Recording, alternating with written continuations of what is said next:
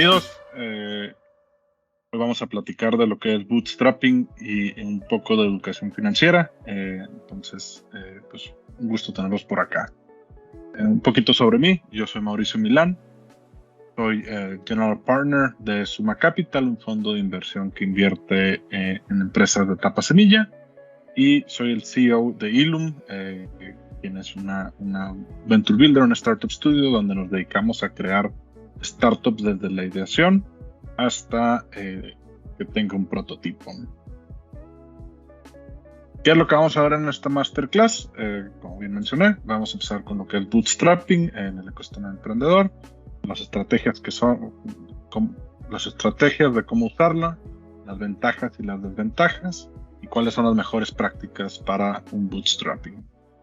Luego vamos a platicar cuál es el ciclo de vida de una startup, las fuentes de financiamiento de acuerdo a estas etapas del ciclo de vida de la startup, qué son las evaluaciones, qué factores afectan una evaluación, las metodologías para evaluar una empresa y una startup, y por qué son tan importantes las evaluaciones en una startup.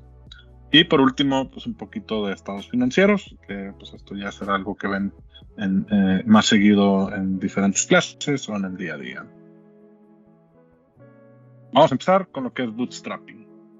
El bootstrapping se le conoce como la situación en la que un emprendedor comienza su empresa con poco capital o con lo que tiene a su alcance, probablemente utilizando recursos propios o las mismas utilidades de este startup, de este negocio. ¿A qué nos referimos con esto? Pues lo que se busca es cómo un emprendedor va a crear este producto sin estar buscando un financiamiento externo para poder hacer que crezca su startup. En general, pues viene de un tema de ahorros personales o viene de estar trabajando extra fuera de su trabajo, tiempos extras, los fines de semana, y empezar a crear esta atracción, esta historia. Ahorita, creando de inicio, pues estas son las etapas. Las etapas donde se da usualmente el bootstrapping siempre serán etapas tempranas. Hacer bootstrapping en etapas más avanzadas es algo complejo. Las estrategias de un bootstrapping es utilizar el capital propio, desde un tema de ahorros, desde una inversión inicial, para empezar a empujar esto. Muchas veces las personas buscan un crédito personal para invertir en la empresa, y lo que se busca en esta estrategia es quitar ciertos gastos y que todo lo haga el fundador o los fundadores, en vez de estar buscando un proveedor o un servicio externo. ¿Qué pasa con esto? Pues obviamente te va a limitar las operaciones del negocio, el crecimiento acelerado sobre todo, y pues vas a poder trabajar con pocos clientes de inicio, pero lo que buscas es probar que tu solución al problema es la adecuada. Pequeño fun fact, GoPro, Facebook y Amazon son empresas que comenzaron siendo bootstrappers. ¿Qué ventajas hay del bootstrapping? Definitivamente hay un control, hay un ahorro, y es una forma muy inteligente de cómo gastar tu dinero. No puedes estar gastando en cualquier cosa. Entonces, al no depender de una financiación externa, los emprendedores tienen control total de la empresa. No tienen que rendirle cuentas a nadie, pueden tomar las decisiones ellos solos.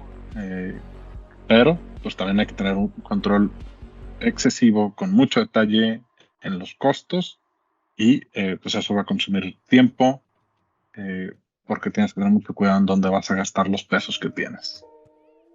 Y pues bueno, siempre buscando que te generen la mayor rentabilidad posible. Hay un tema de creatividad de aprendizaje. Pues los emprendedores van a tener que buscar la forma más creativa de hacer las cosas, obviamente dentro de las reglas, y esto pues genera todavía más innovación en una startup. Y bueno, pues esto se basa en el principio de do it yourself, y generalmente crea un aprendizaje continuo de cómo seguir mejorando tu producto, tus ventas. Y algo bien importante que en Ilum usamos mucho, es una frase que usamos mucho, es siempre es de menos a más.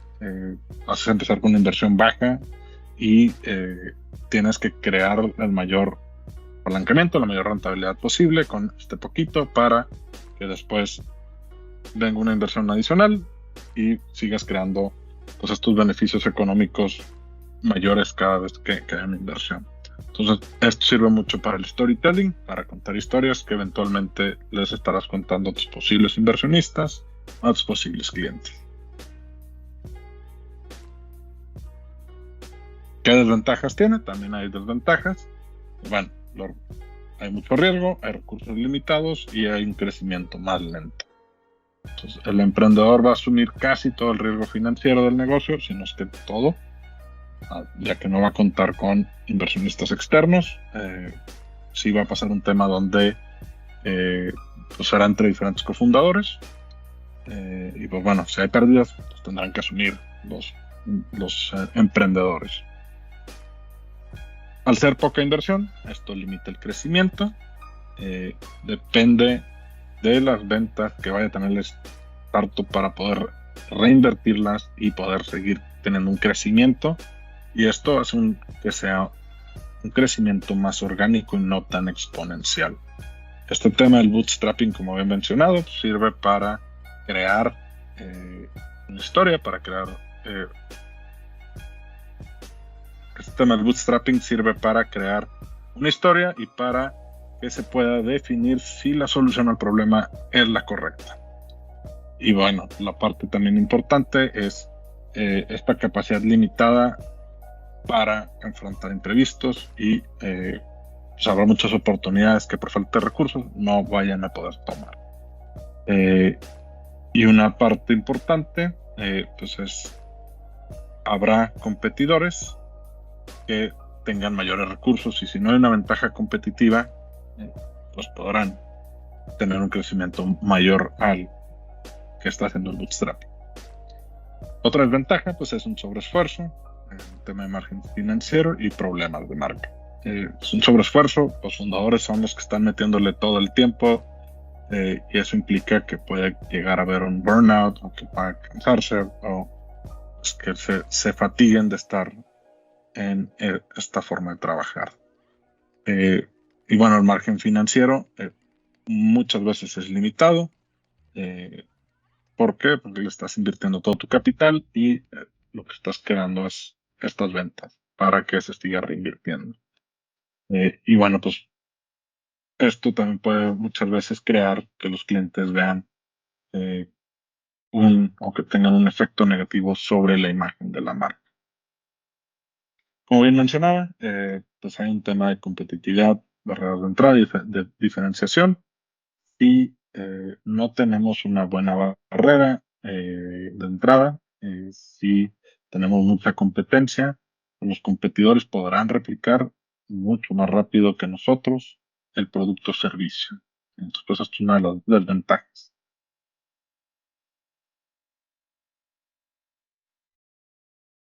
¿Cuáles son las mejores prácticas o qué les recomendamos?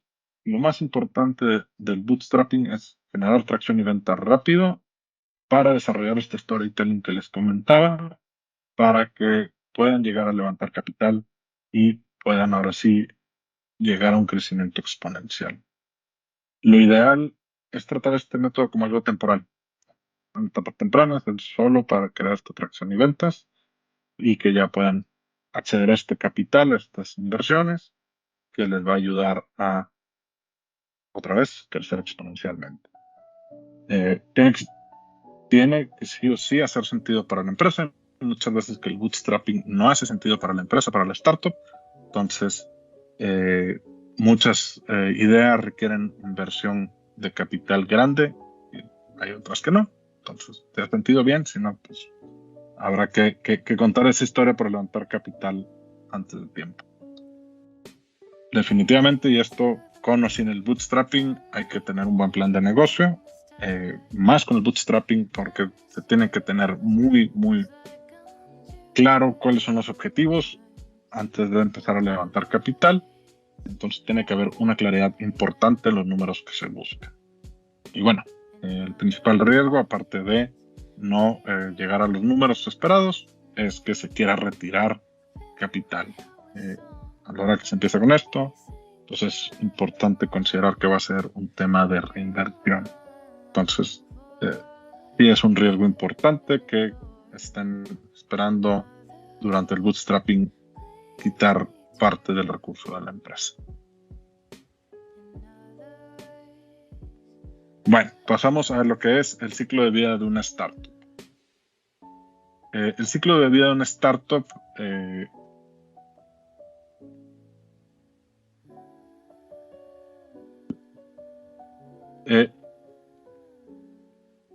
el ciclo de vida de una startup es importante poner el inicio y el final. El inicio es una idea y el final, y muchas veces hay muchos caminos, pero el final es llegar a una oferta pública inicial. En general, son pocas etapas, como se le conoce en el mundo del capital de riesgo. Son las 3 Fs, que son Friends, Family and Fools, amigos, familia y funds, para no ofender a nadie.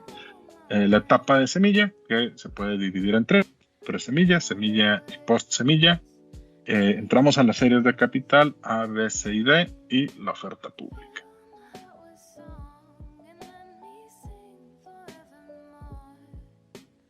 Conociendo ya lo que o por dónde va a caminar una startup, pues entramos a cuáles son las fuentes de financiamiento. Y aquí las separamos. En general, las etapas 1 y 2, mayormente en la 1, pues entramos con lo que son los 3 Fs o el bootstrapping, que son mis ahorros, ir yo por una deuda. También existen algún financiamiento de parte de empresas. Hay algunos beneficios que los gobiernos dan, y en la parte de presemilla pues ya empiezan a entrar los inversionistas ángeles, que son estos inversionistas que sí les gusta entrarle a empresas cuando hay ideas o solo prototipos. Pasamos a lo que es la parte de semilla, un poco de post semilla, y siguen los inversionistas ángeles y ya empieza a haber fondos de venture capital. Aquí ya, por ejemplo, Suma, que es otra parte donde estoy yo, está en la etapa 4. Entonces ya empieza a haber venture capitals que invierten en las empresas con capital. Pasamos a la parte de serie A y serie B. Hay fondos de venture capital más grandes y también hay fondos corporativos que empiezan a buscar startups que les solucionen algunos o les eficienten algunos temas a las empresas. Y adicional, hay muchas empresas, bueno, hay oficinas familiares que lo que buscan es poder diversificar el patrimonio de las familias, y generalmente están en las etapas 5 y 6, que son la serie A y B. Y en la serie C y D, pues ya entramos en lo que es capital privado, de proyectos, y empieza a haber un tema de deuda mucho más grande. Se van a poder topar algunas cosas que están en diferentes lados, pero en general esto es cómo funciona. Y la etapa 8, que ya es un tema donde se vuelven públicas y donde ya es un tema de capital privado.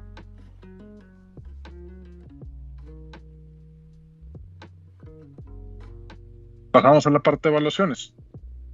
¿Qué son las evaluaciones?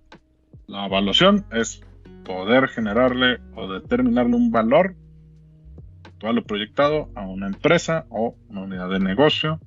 Y esto, la intención es, si vas a tener financiamiento externo, pues es muy importante poder negociar con ese posible inversionista cuánto dinero te va a dar y qué porcentaje le vas a dar de tu empresa o de tu startup. Y hay muchas formas de evaluar. Entonces, pues es un poquito el platicar de esto. En este proceso, pues todas las áreas, o todas las startups son evaluadas para determinar su valor,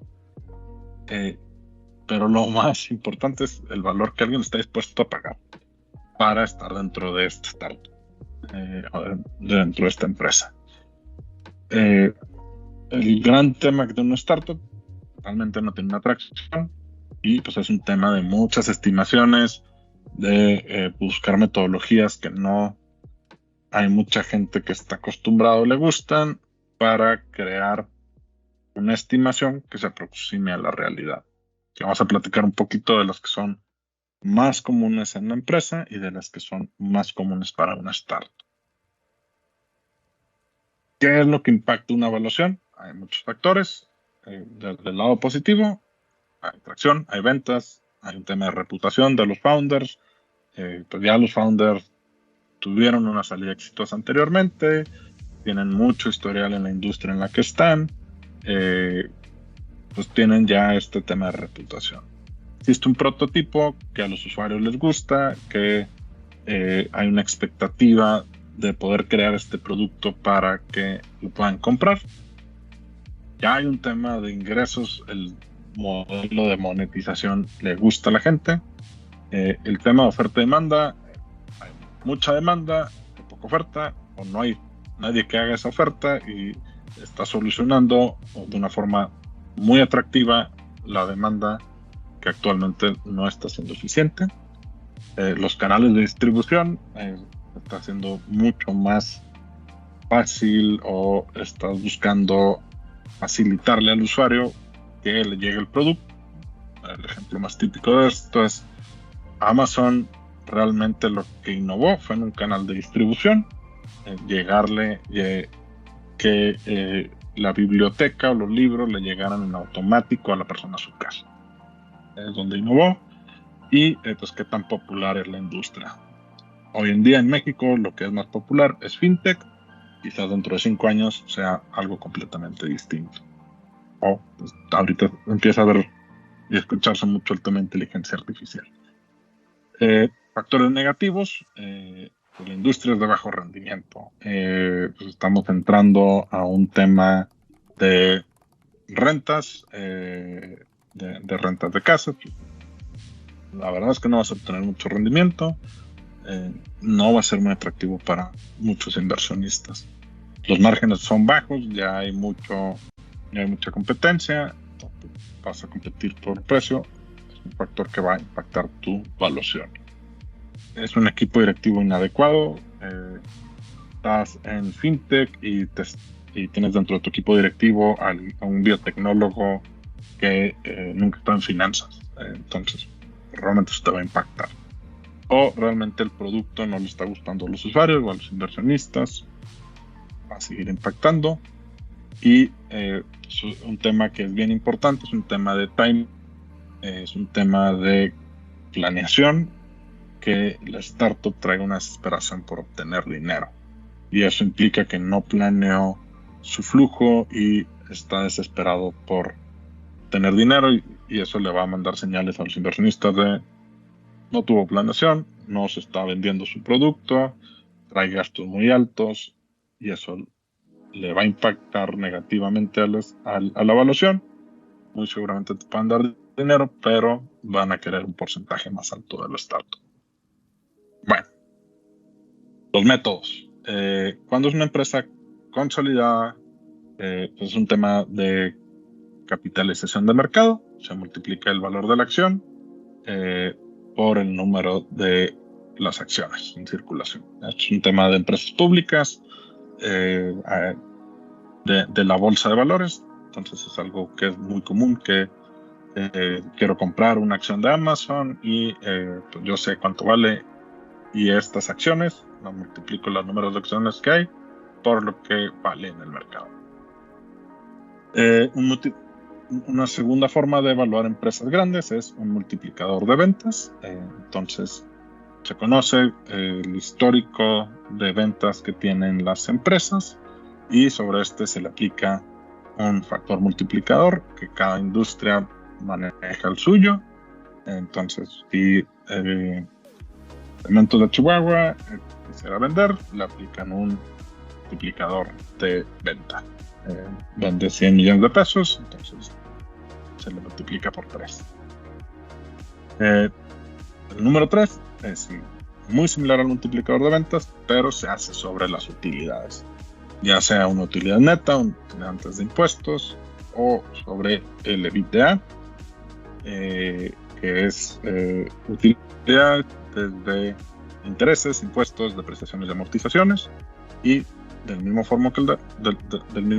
modo que el de ventas, se le va a aplicar un factor a las utilidades y de acuerdo a la industria, y esto nos dirá cuánto es el valor de la empresa.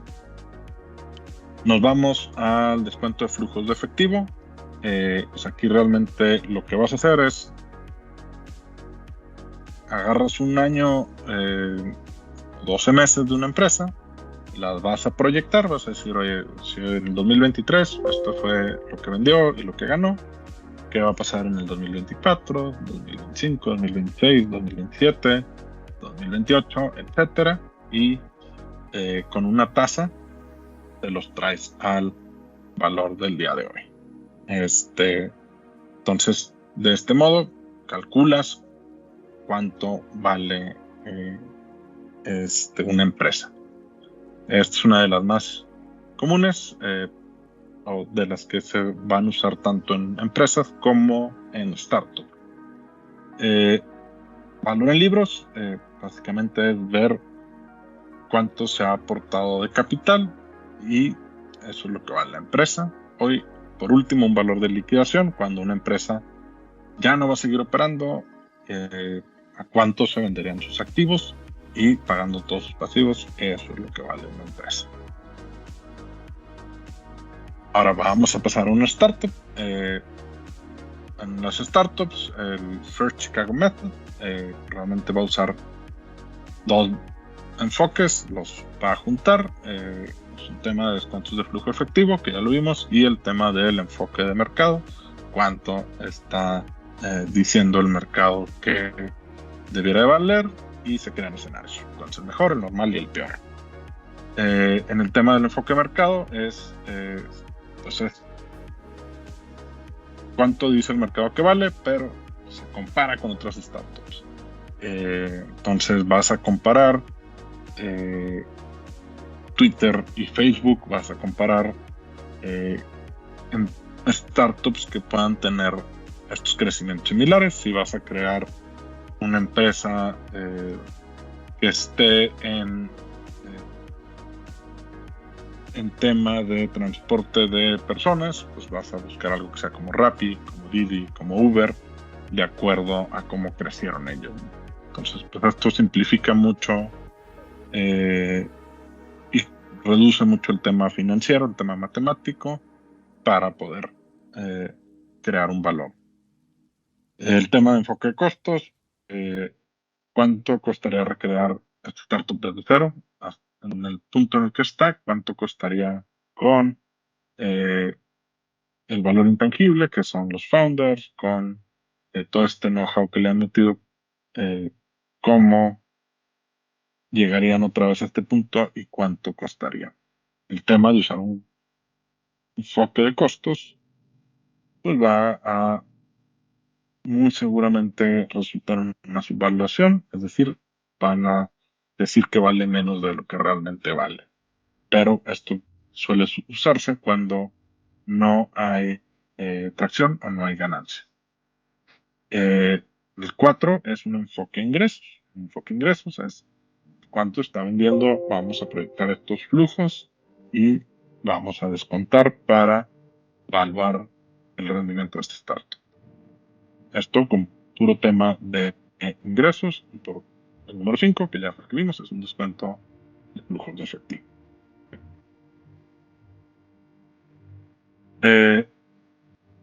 Número 6. El número 6 es el método de Venture Capital. Pues esto es lo que esperan los inversionistas de retorno. Y sí, yo espero ganarle 10x a esta inversión.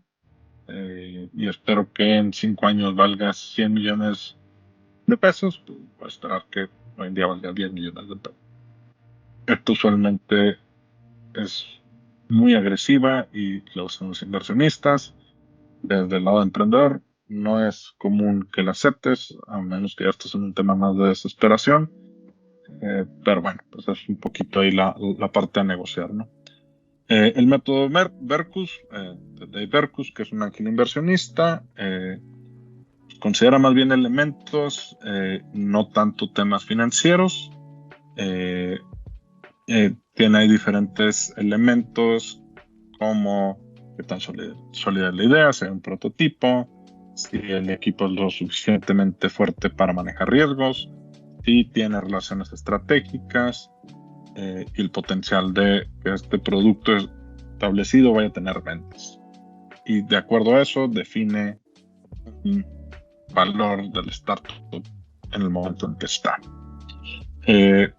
Parte muy importante, como ven, hay un montón de métodos, pero al final la evaluación más real es la con la que te vayan a comprar, que es una evaluación de mercado.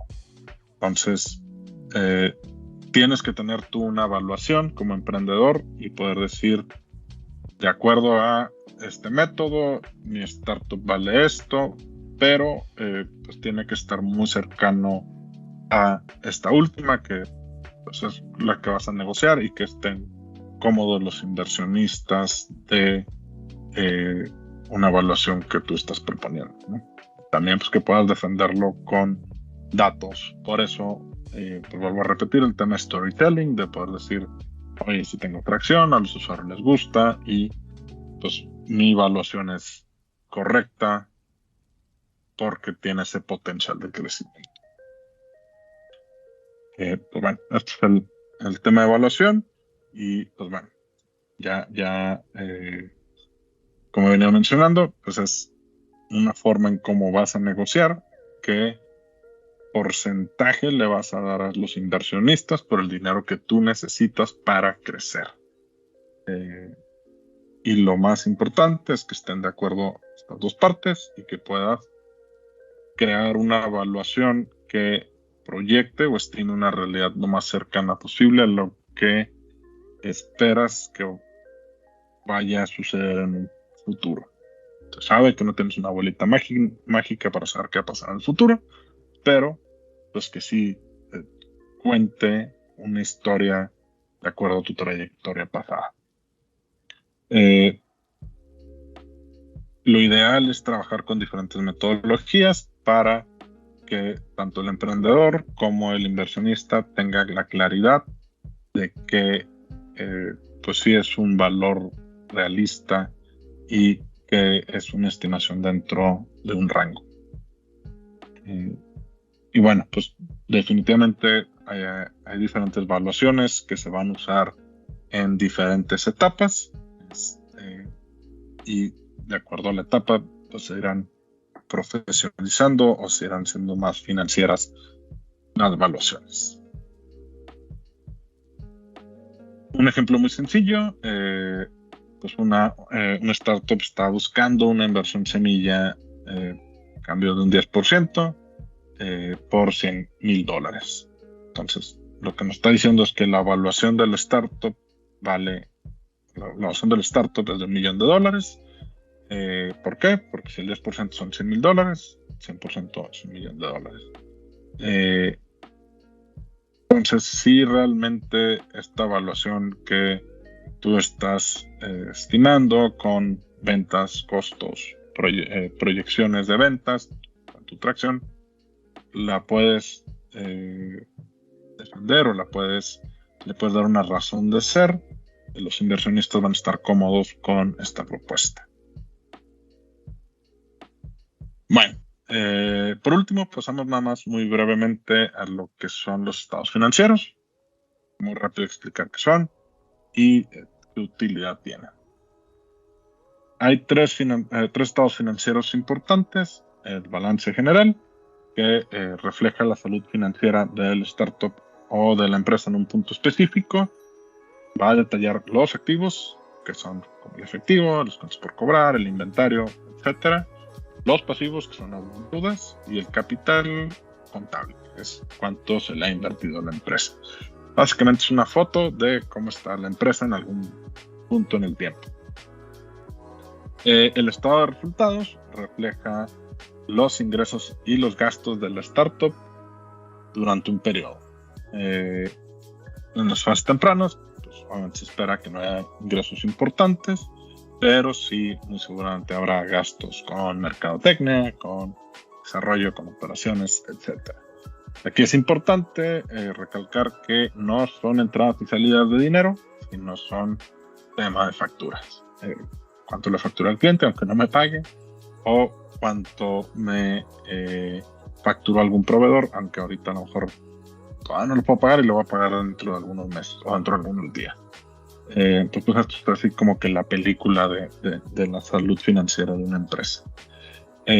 Y el tercero, que para mí en etapas tempranas es muy importante, es el flujo de efectivo, son las entradas y salidas de efectivo. Entonces, ¿qué está pasando con las actividades operativas, con el negocio, con temas de inversión? Estoy comprando activos, estoy comprando camionetas, infraestructura, etcétera, o cómo me estoy financiando, o si estoy pagando algo del financiamiento. Esto realmente pues, va a empezar a decir temas como si ya tengo algo de dinero en el banco y sé que estoy gastando 300,000 pesos, pues cuánto me dura esto que tengo en el banco, cuántos meses me dura, ¿no? Esto se le llama el burn rate. El burn rate son los 300,000 pesos. Si mi burn rate son 300,000 pesos, ¿cuántos periodos voy a vivir con lo que tengo en el banco? Por eso es importante el flujo efectivo. Entonces, pues bueno, la utilidad para los inversionistas siempre son importantes el revisar estos tres. En un balance general, los inversionistas ven los recursos, si hay un tema fuerte de obligaciones financieras, si se está invirtiendo mucho en activos, o si es un tema donde pues, se tienen cash y para qué se va a usar si se tiene en efectivo. También ven mucho el estado de resultados, si ya hay un tema de rentabilidad, si hay un tema de ventas, ven el tema del burn rate, cuánto están gastando, y pues bueno, quieren entender si es algo temporal o si ya los márgenes de utilidad son suficientes para poder tener un crecimiento, y de ahí es donde van a generar ese rendimiento para los inversionistas. Y como les digo, el tema de flujos de efectivo pues es algo que vemos mucho en etapas tempranas como importante, porque es el que nos va a dar si tienen la liquidez para sobrevivir cuánto tiempo, y si no, pues crear estrategias para subsanar el tema de liquidez cuando se va a presentar, o pues realmente ya no hay algo, como empezamos a crear un plan B o tomar decisiones para que el startup sea financieramente sana. Entonces, estos son los tres que más se usan, son más comunes. Realmente estos platico poco porque sí hay mucho más información en todos lados, pero son algo que van a estar viendo sus inversionistas en esta etapa. Y pues bueno, pues esto fue la masterclass. Aquí les dejo mis datos, los datos de Ilum. Que cualquier cosa nos busquen y con todo gusto buscaremos ayudarlos. Un servidor, Mauricio Milán.